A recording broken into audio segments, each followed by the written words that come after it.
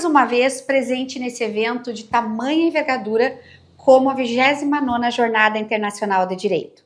Agradeço imensamente o convite da organização para ser novamente palestrante da terceira Jornada Internacional de Direito Law Week, sobre o tema sustentabilidade social e econômica no centro da agenda jurídica brasileira. E pensando nesse tema, procuro correlacionar atividades práticas com as atividades teóricas para dar um viés que realmente atinja o objetivo proposto por esse evento. Assim, como empreendedora, gestora, diretora da instituição de ensino superior, advogada e pesquisadora, nesse momento começo a falar sobre sustentabilidade social e econômica e o direito do trabalho, uma perspectiva integrada dessas duas áreas.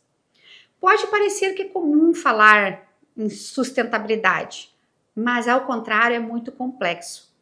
A sustentabilidade social e econômica é um conceito que abrange não apenas a preservação ambiental, como muitos pensam, mas também é a garantia das condições dignas de trabalho, a garantia de um equilíbrio econômico. E é no contexto do direito do trabalho que essa abordagem se torna ainda mais relevante, uma vez que as relações trabalhistas desempenham um papel fundamental na construção de uma sociedade mais justa e mais equitativa. Em primeiro lugar, a sustentabilidade social no direito do trabalho refere-se à promoção de condições de trabalhos dignas, seguras para os trabalhadores. E isso inclui não só salários justos, mas jornadas de trabalhos razoáveis, ambiente de trabalho saudável e o respeito pelos direitos fundamentais do trabalhador, como a liberdade sindical, a não discriminação, a proteção contra o assédio. Pensando nisso, dá para a gente galgar ainda mais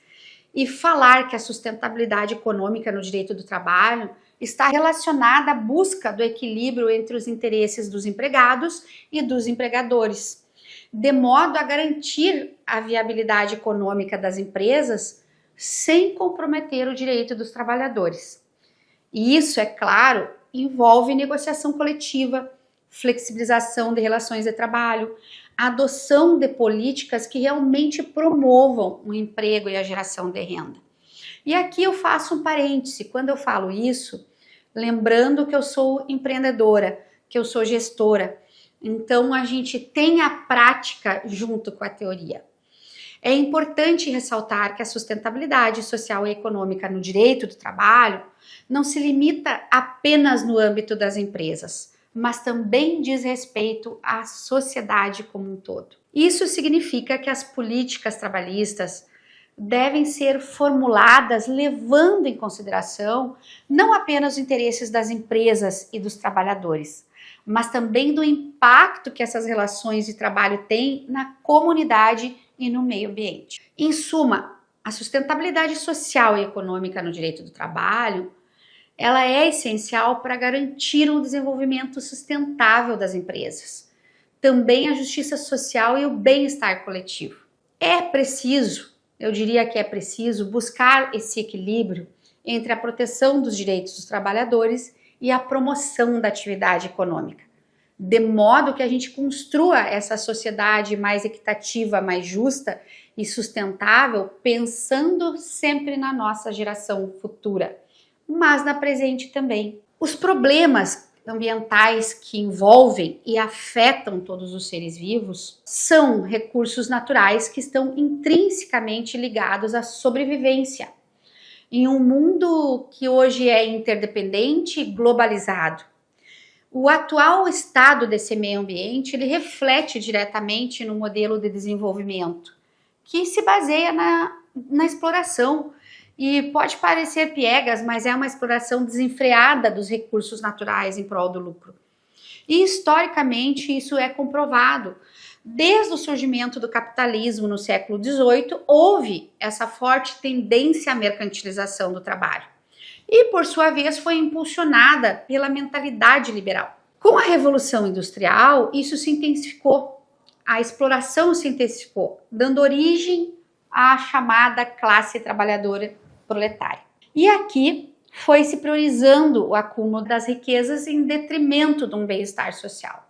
Por sua vez, os empresários negligenciaram a segurança e o conforto dos trabalhadores na busca de aumento de lucros e principalmente na redução de custos, que não é muito diferente na atualidade. Essa mentalidade resultou em um aumento significativo nos acidentes de trabalho, na degradação do meio ambiente laboral e, consequentemente, do meio ambiente como um todo. A preocupação com essas questões ambientais passaram a ganhar um destaque à medida que se reconheceu a interdependência entre a existência da humanidade e o meio ambiente. É nesse ponto que as preocupações com a preservação dos recursos naturais e do meio ambiente remontam à pré-história, à antiguidade, embora não alcance a mesma dimensão, é lógico, né? Não vai alcançar, mas atualmente é exatamente isso. E aí vem um questionamento. Qual a relação do conceito do meio ambiente e os direitos humanos ao desenvolvimento? Pois bem, o meio ambiente compreende o conjunto de elementos naturais, artificiais e culturais que possibilitam um desenvolvimento da vida em todas as suas formas. E não é eu que disse isso. Isso já são autores, bibliografia, doutrina, como Silva, que nos colocam. Como a Lei 6.938 de 91, que define como um conjunto de condições, leis, influências e interações físicas, químicas e biológicas que permitam, abrigam e regem a vida em todas as suas formas. A nossa Constituição Federal, promulgada, consagrou os direitos fundamentais da pessoa humana, incluindo o direito a um meio ambiente equilibrado. Esse direito não se restringe apenas à proteção ambiental, mas envolve o dever de preservação de defesa por parte da coletividade e do Estado. No entanto, quando se fala disso, apesar da importância do meio ambiente nos dias atuais, o que se observa é um aumento naquela exploração que comentei dos recursos naturais. E isso se deve em grande parte à adoção de práticas próprias do capitalismo, do consumo excessivo, o que tem levado a esse esgotamento dos recursos naturais. Dentro desse conceito apresentado do meio ambiente, tanto doutrinário como legislação, inclui-se o ambiente de trabalho, conforme previsto no artigo 200, inciso 8º da Constituição Federal, onde tem todas as competências atribuídas e o meio do trabalho é considerado parte integrante dos direitos fundamentais de terceira dimensão relacionados a outros dois princípios, o princípio da solidariedade e o princípio da fraternidade. Quanto ao desenvolvimento sustentável, ele visa garantir as necessidades do nosso presente, ou seja, que sejam atendidas sem comprometer as gerações futuras e também as suas próprias necessidades. Trata-se do princípio essencial para o futuro da humanidade, que busca conciliar os aspectos sociais, os aspectos econômicos e os ambientais.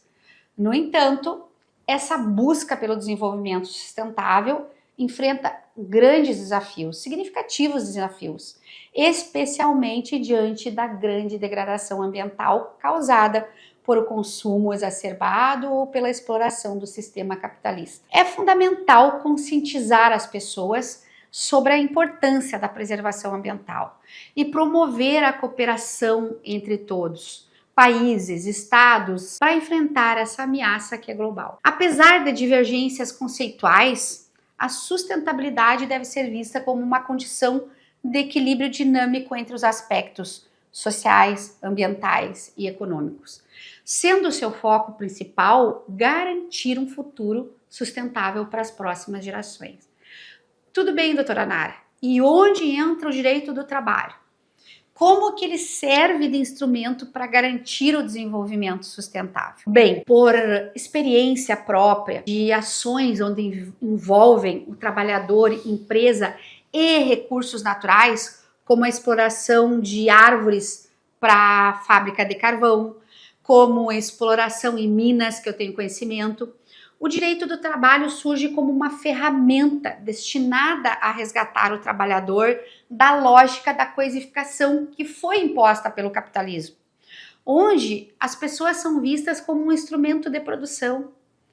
Nessa perspectiva, é essencial compreender que esse ramo do direito, como parte integrante dos direitos humanos, visa enxergar o ser humano por trás da figura do trabalhador. Desde o século XIX até o início do século XX, na Europa Ocidental, o direito do trabalho foi estabelecido como um limite ao poder dos empregadores na exploração da força de trabalho, contribuindo para a pacificação social e servindo como um mecanismo de preservação do próprio sistema capitalista e da sociedade contemporânea. Este ramo do direito, o direito do trabalho, regula as relações de trabalho subordinado e também está intimamente ligado ao meio natural, ao meio ambiente natural. Eu digo, sem medo de errar, que os avanços tecnológicos, a produção, ela não é possível sem o ser humano, sem a capacidade humana, tornando os trabalhadores peça-chave nessa seara toda. E a mudança de mentalidade e a adoção de práticas que visem a proteção do meio ambiente